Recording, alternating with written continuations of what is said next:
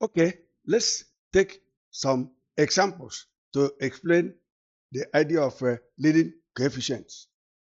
If you look at the board, you notice I have three equations here. First one is y is equal to 1x squared. We can ignore the 1.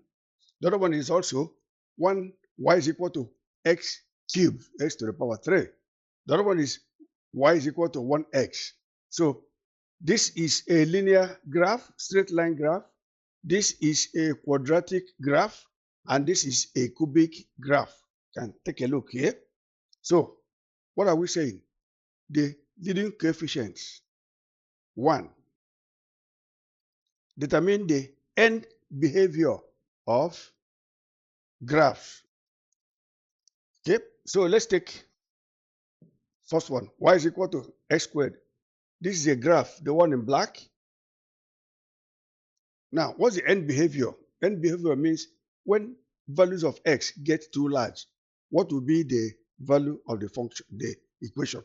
So if x gets too large to positive infinity, this graph will also go to positive infinity. If x gets too small, in other words, gets too negative to negative infinity, this graph will also get to positive infinity. In other words, as x gets too large or small, the graph goes to positive infinity. Now, this is for graphs of even degree. That is, even degree means to the power of 2 or thereabout. Even degree. So, what's the effect of the leading coefficient here?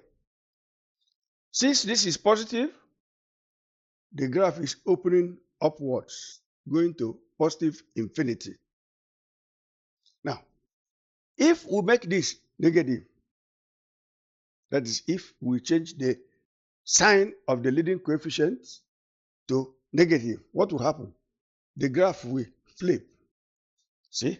So, what is the effect on end behavior?